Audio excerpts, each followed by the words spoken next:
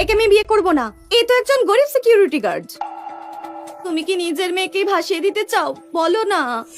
ঠিক কথা। শাহু পরিবারের স্ট্যাটাস এখন কি? আমাদের প্রীতি ভবিষ্যতে একটা ধনী পরিবারে বিয়ে করবে, সেটা গরিব সিকিউরিটি গার্ডকে বিয়ে করবে?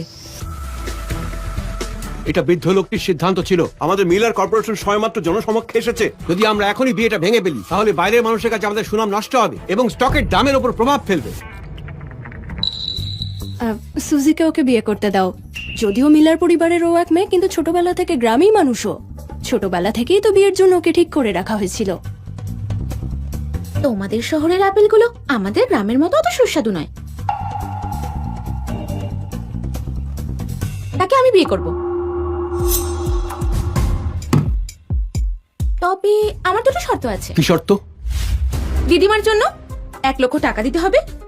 দ্বিতীয়, আমায় চিনিয়া হোটেলে কাজের ব্যবস্থা করে দিতে হবে। হোয়াট? তুমি বলছো জিনিয়া গ্রুপের অধীনে সবথেকে ধনী ওই 5 তলা হোটেল? তুমি ওখানে কি করবে?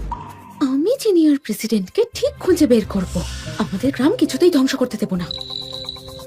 আমি তো খুব বেশি লেখাপড়াও জানি না, তাহলে কি আমি না খেয়ে মরবো?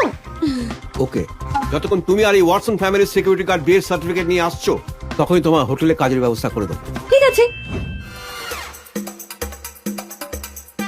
কোথায় কে জানি, বিয়েতে দেরি হয়ে যাচ্ছে তো।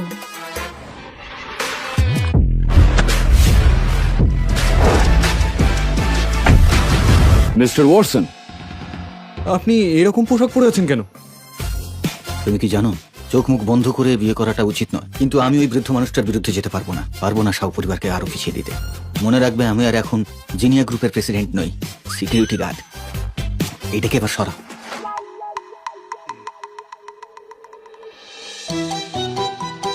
তুমি ড্যানি?